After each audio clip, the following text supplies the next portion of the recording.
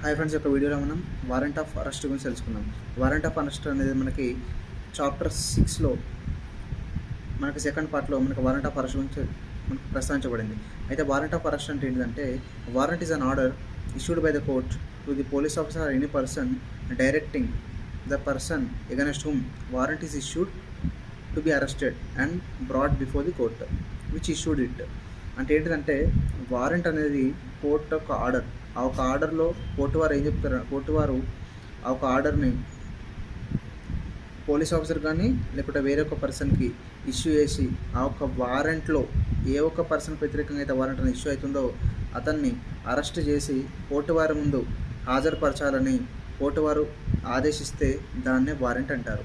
ఈ యొక్క వారెంట్ అనేది జనరల్గా కోర్టు వారు ఒకవేళ ఒక పర్సన్కి సమన్స్ ఇష్యూ చేస్తే, ఒకవేళ సమన్స్ ఇష్యూ చేసిన తర్వాత ఆ ఒక పర్సన్ దాన్ని ధిక్కరిస్తాడేమో అని కోర్టు వారికి భావించినప్పుడు కానీ, లేకపోతే ఆ ఒక సమన్స్ ఇష్యూ చేసినప్పటికీ అతను కోర్టు వారి ముందు అపియర్ కాకపోతే మనకి కోర్టు వారు వారెంట్ ఇష్యూ చేయడానికి అవకాశం ఉంటుంది. దీని గురించి మనకి సెక్షన్ 87 ఆఫ్ సిఆర్పిసిలో ప్రస్తావించబడింది. అయితే మనకి ఈ యొక్క warrant by arrest, warrant of arrest గురించి మనం ఈ యొక్క వీడియోలో తెలుసుకుందాం. ఈ యొక్క వారెంట్ ఆఫ్ అరెస్ట్ అనేది మనకి సెక్షన్ 70 to 81 ఆఫ్ సిఆర్పిసిలో ప్రస్తావించబడింది చాప్టర్ 6లో. అయితే మనకి సెక్షన్ 71 అనేది మనకి ఏం చెప్తుందంటే, form of warrant and duration. ఈ యొక్క ఫార్మ్ ఆఫ్ వారెంట్ అంటే ఏంటంటే, వారెంట్ యొక్క ఫామ్ ఎలా ఉండాలి, దాని యొక్క డ్యూరేషన్ అనేది ఏంటిది అనే దాని గురించి మనకి సెక్షన్ 70లో ప్రస్తావించబడింది. ఈ యొక్క సెక్షన్ ప్రకారం ఏంటంటే, వారెంట్ అనేది రైటింగ్లో ఉండాలి. తర్వాత ఆ యొక్క వారెంట్ పైన presiding officer of the court signature అనేది చేయాలి.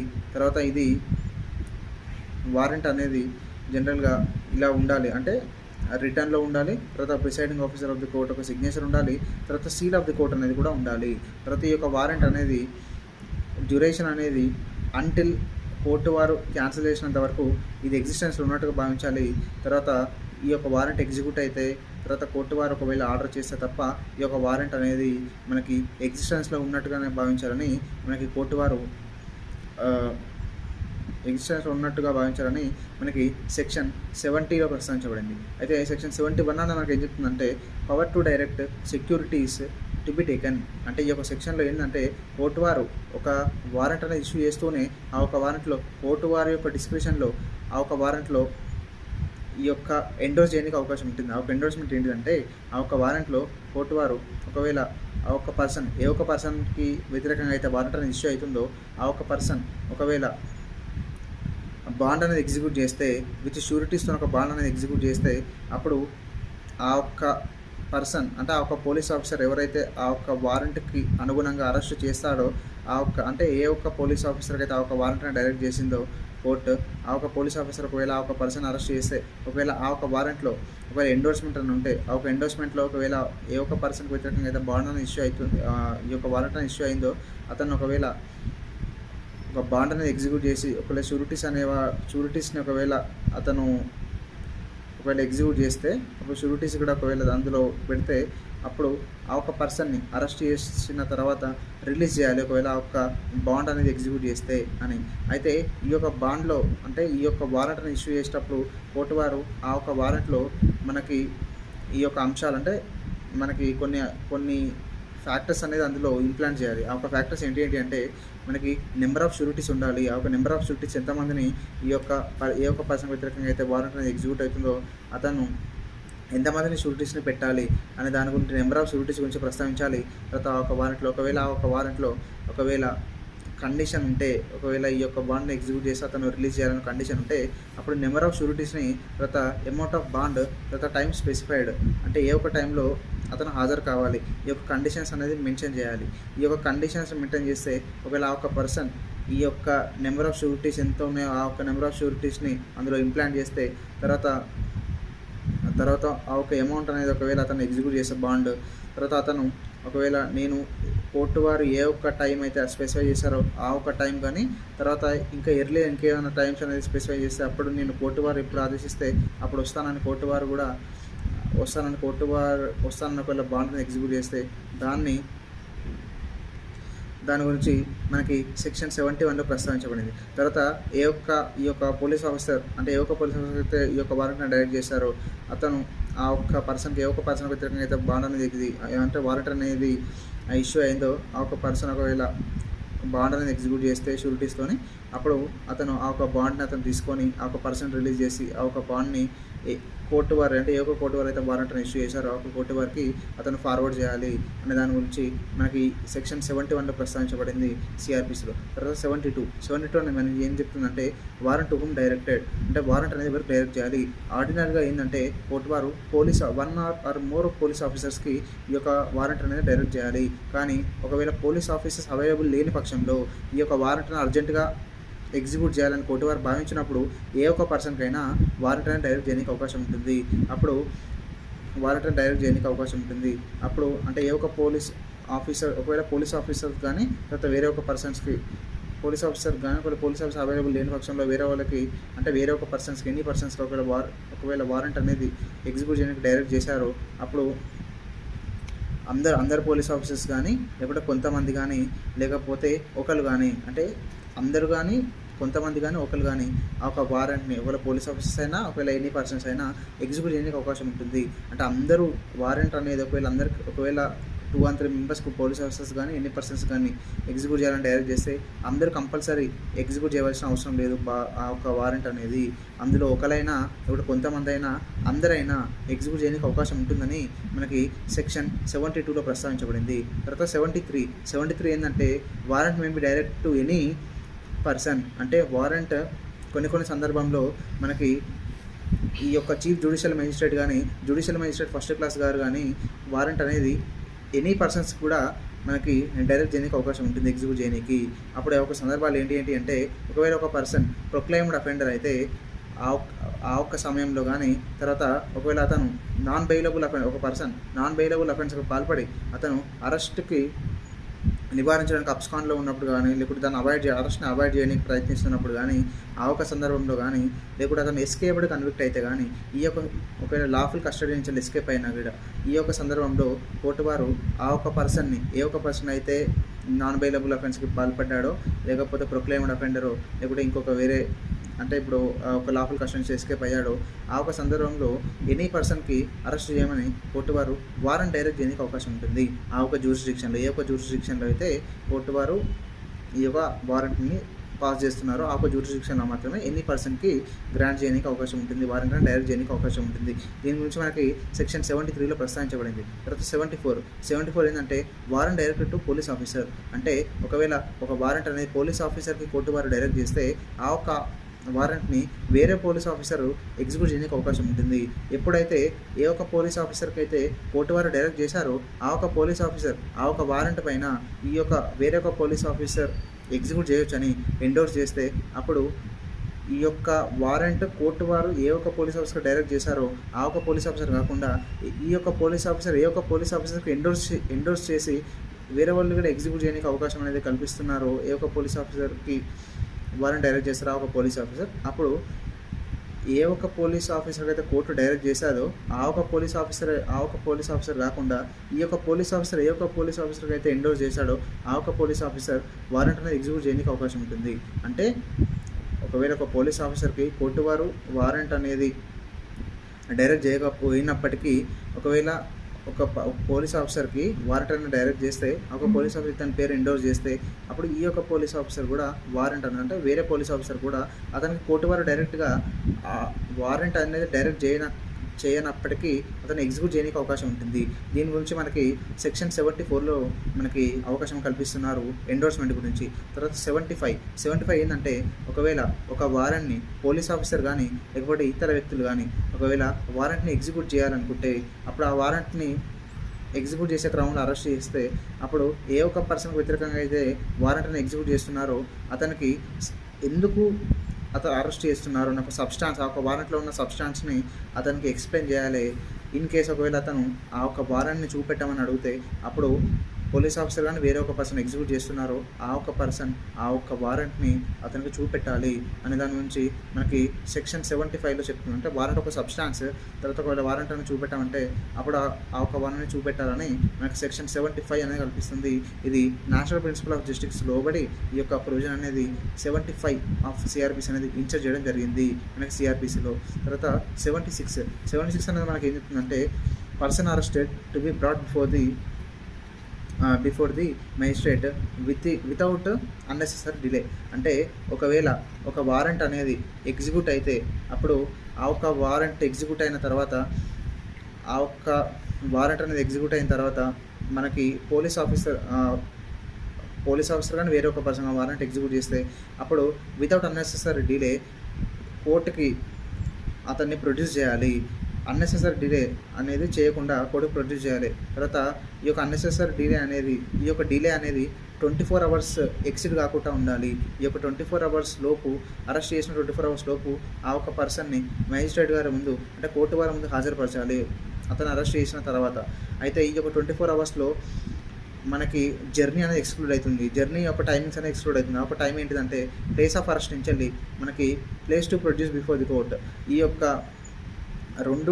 ఇన్ బిట్వీన్లో టైం అనేది ఎంత పడుతుందో అది ఎక్స్క్లూడ్ చేసి 24 అవర్స్ లోపు ఆ ఒక్క పర్సన్ అరెస్ట్ అయిన తర్వాత కోర్టు వారి ముందు ప్రవేశపెట్టాలి 24 అవర్స్ లోపు అని మనకి సెక్షన్ 76లో ప్రస్తావించబడింది. తర్వాత సెక్షన్ 77 ఏంటంటే where warrant may be executed. Warrant అనేది ఎక్కడ ఎగ్జిక్యూట్ చేయాలి, వారెంట్ అనేది మన భారతదేశంలో ఎక్కడైనా ఎగ్జిక్యూట్ చేయడానికి అవకాశం అనేది మనకి సెక్షన్ 77 అనేది కల్పిస్తుంది.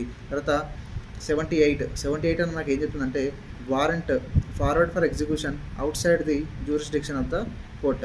అంటే ఒకవేళ ఒక కోర్టు వారు ఒక వారెంట్ అనేది ఇష్యూ చేస్తే ఆ ఒక వారెంట్ అనేది లోకల్ లిమిట్స్కి అవుట్ సైడ్ ఎగ్జిక్యూట్ చేయడానికి అవకాశం ఉన్నప్పుడు అంటే ఎగ్జిక్యూట్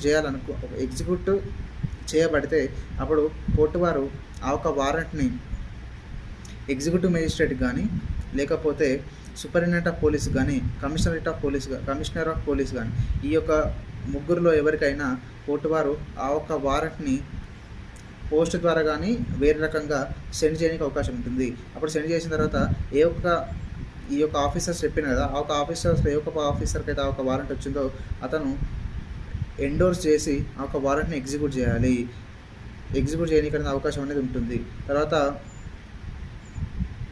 ఈ యొక్క దాని గురించి మనకి సెక్షన్ 78లో ప్రస్తావించబడింది. తర్వాత సెక్షన్ 79 మనకి ఏం చెప్తుందంటే warrant directed to the police execute out side the local limits. అంటే ఒకవేళ ఒక కోర్టు వారు ఒక వారెంట్ అనేది ఒకవేళ ఇష్యూ చేస్తే అప్పుడు ఆ ఒక పోలీస్ వారు ఆ ఒక వారెంట్ని అవుట్ సైడ్ ద లోకల్ లిమిట్స్లో ఎగ్జిక్యూట్ చేయాలనుకున్నప్పుడు అప్పుడు ఏ ఒక్క లోకల్ లిమిట్స్లో అయితే ఆ ఒక వారెంట్ అనేది ఎగ్జిక్యూట్ చేయాలనుకుంటున్నారో ఆ ఒక లోకల్ లిమిట్స్లో ఉన్న ఎగ్జిక్యూటివ్ మేజిస్ట్రేట్ కానీ లేకపోతే officer in charge of police station కానీ ఈ యొక్క ఇద్దరిలో ఎవరిదైనా ఒకరిది మనకి ఎండోర్స్మెంట్ తీసుకొని ఆ ఒక వారెంట్ అనేది ఎగ్జిక్యూట్ చేయడానికి అవకాశం ఉంటుంది. అప్పుడు ఆ ఒక్క ఎగ్జిక్యూటివ్ మేజిస్ట్రేట్ కానీ తర్వాత police officer in charge of police station కానీ అతను ఈ యొక్క వారెంట్ ఎగ్జిక్యూట్ చేయడానికి అయితే ఎవరైతే వచ్చారో వారికి కంపల్సరీ ఎండోర్స్ చేయాలి. ఎండోర్స్ చేసిన తర్వాత ఈ యొక్క లోకల్ పోలీస్ వాళ్ళ ఒక అసిస్టెంట్స్ కూడా ఇతను వారెంట్ ఎగ్జిక్యూట్ చేయడానికి ఆ ఒక లోకల్ పోలీస్ వాళ్ళని కూడా అసిస్ట్ చేయడానికి పంపేయడానికి అవకాశం ఉంటుంది వారెంట్ ఎగ్జిక్యూట్ చేయడం కొరకు. దీని గురించి మనకి ఈ యొక్క దాంట్లో మనకి సెక్షన్ 79లో ప్రస్తావించబడింది. అయితే దీని ఇంకోటి ఏంటంటే ఈ యొక్క సెక్షన్ ఏం చెప్పబడ్డారంటే ఒకవేళ వారెంట్ అనేది ఒక పోలీస్ ఆఫీసర్కి డైరెక్ట్ చేశారు ఒక వితిన్ లోకల్ లిమిట్స్లో ఉన్న పోలీస్ ఆఫీసర్ డైరెక్ట్ చేశారు. కానీ ఆ ఒక వారెంట్ అనేది అవుట్ సైడ్ ది కోర్ట్ అంటే beyond the local limits of the కోర్టులో ఎగ్జిక్యూట్ చేయాలనుకున్నప్పుడు అప్పుడు ఆ ఒక ఎండోర్స్మెంట్ అని చేయాలని చెప్పాను కదా ఈ యొక్క ప్రొవిజన్ ప్రకారం.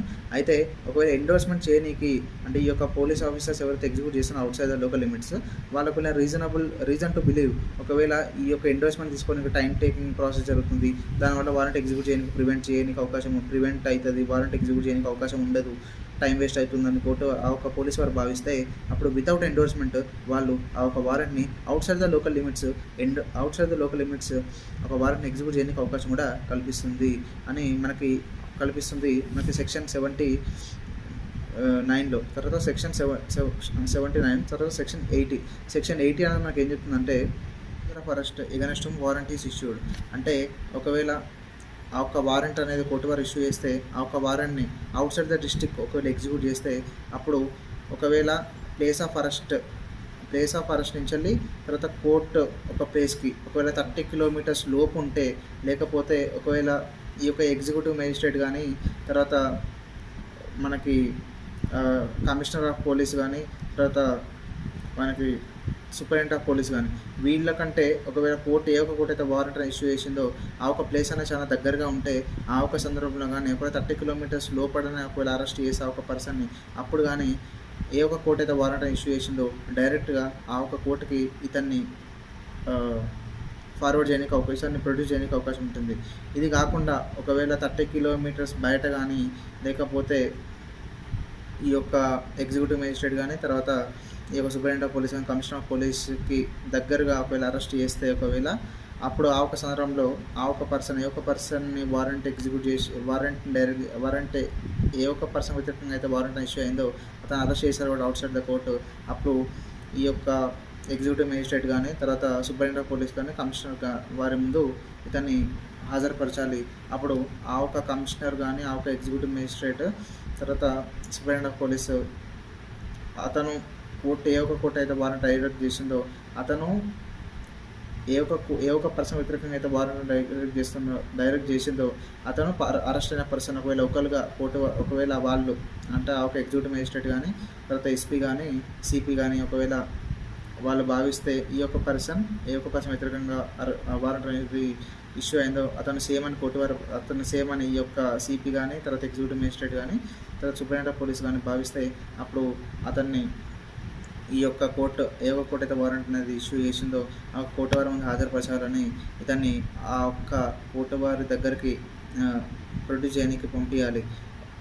తర్వాత ఇంకోటి ఏంటంటే ఒకవేళ ఈ యొక్క వారెంట్ అనేది ఎగ్జిక్యూట్ అవుతుంది. అప్పుడు వారెంట్ ఎగ్జిక్యూట్ అయిన తర్వాత అరెస్ట్ అయిన పర్సన్ ఒకవేళ ఈ యొక్క సిపి గారు కానీ తర్వాత ఎగ్జిక్యూటివ్ మేజిస్ట్రేట్ కానీ తర్వాత ఎస్పీ దగ్గరికి ప్రవేశపెట్టినప్పుడు ఒకవేళ ఆ ఒక్క అఫెన్స్ అనేది ఏ ఒక్క అఫెన్స్లో వారెంట్ అనేది ఇష్యూ అయిందో ఆ అఫెన్స్ అనేది వేరియబుల్ అఫెన్స్ అయితే అప్పుడు ఇతను బాండ్ అనేది అంటే ఎగ్జిక్యూటివ్ మేజిస్ట్రేట్ కానీ సిపి కానీ ఎస్పీ కానీ ఎంత చెప్పారో ఆ ఒక అమౌంట్కి సాటిస్ఫైగా ఇతను ఒకవేళ బాండ్ అనేది ఎగ్జిక్యూట్ చేస్తే అప్పుడు బెయిల్ చేయడానికి అవకాశం ఉంటుంది. తర్వాత ఒకవేళ సెక్షన్ 71లో చెప్పబడిన ప్రకారం ఒకవేళ కండిషనల్ వారెంట్ అయితే అప్పుడు ఆ ఒక్క సెక్యూరిటీస్ తర్వాత ఆ ఒక బాండ్ ఎంత బాండ్ అయితే కోర్టు వారు ఏ ఒక్క కోర్టు అయితే వారెంట్ ఇష్యూ చేశారో అతను ఒకవేళ స్పెసిఫై చేస్తే ఆ ఒక అమౌంట్ తర్వాత నెంబర్ ఆఫ్ షూరిటీస్ తర్వాత దాన్ని ఒకవేళ ఇతను రెడీ అయితే ఎగ్జిక్యూట్ చేయడానికి సెక్షన్ 71లో చెప్పిన విధంగా అప్పుడు కూడా ఆ ఒక్క బాండ్ని తీసుకొని అతను రిలీజ్ చేయడానికి అవకాశం ఉంటుంది. తర్వాత వీళ్ళు తీసుకున్న ఈ యొక్క బాండ్ కానీ సెక్యూరిటీస్ కానీ డైరెక్ట్ ఏ ఒక్క కోర్టు అయితే వారెంట్ ఇష్యూ చేసిందో వారికి పంపించడానికి అవకాశం ఉంటుంది.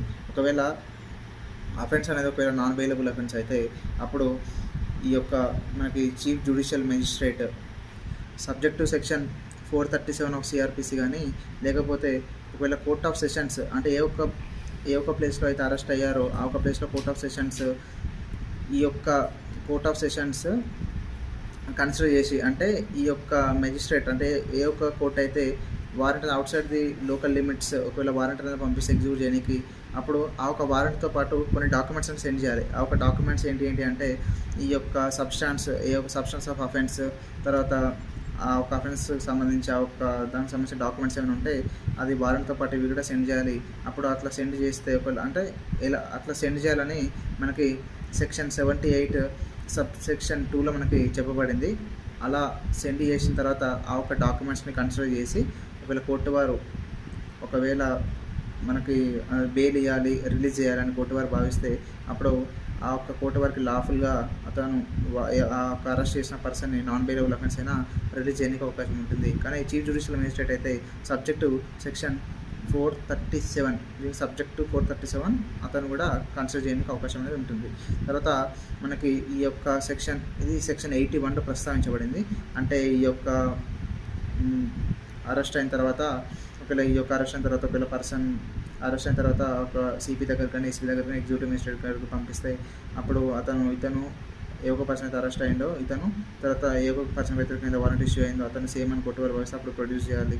అప్పుడు ఆ ఒక్క కోర్టు ఏ ఒక్క కోర్టు అయితే వారెంట్ అయితే ఇష్యూ అయిందో ఆ ఒక్క కోర్టు దగ్గరికి పంపించాలని చెప్పిన కదా. ఇవన్నీ మనకి సెక్షన్ 81లో ప్రస్తావించబడింది.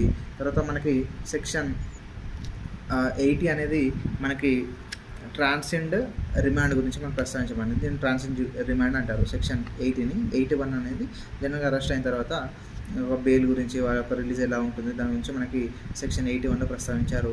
ఇది సెక్షన్ 81 అనేది ఈ యొక్క పోలీస్ ఆఫీసర్కి సెక్షన్ 71లో ప్రస్తావించిన దాని ప్రకారంగా వాళ్ళ సెక్యూరిటీస్ తీసుకోనికి ఈ యొక్క సెక్షన్ 81 అనేది ఎఫెక్ట్ చేయదని, పోలీస్ ఆఫీసర్స్కి ఎఫెక్ట్ ఏముండదు. వాళ్ళు సెక్షన్ 71 ఆఫ్ మనకి సిఆర్పిసిలో ఈ యొక్క కండిషనల్ వారెంట్లో ఉంటుంది కదా, వాళ్ళు ఈ యొక్క సెక్యూరిటీస్ అన్నీ తీసుకోనికి ఇబ్బంది లేకుండా వాళ్ళ సెక్యూరిటీస్ అన్నీ తీసుకోవచ్చని మనకి ఈ యొక్క దాంట్లో ప్రస్తావించబడింది సెక్షన్ 81లో. ఇది ఫ్రెండ్స్ మనకి సెక్షన్ 70 to 81 గురించి వారంటీ గురించి క్లుప్తమైన వివరణ. Thank you for watching.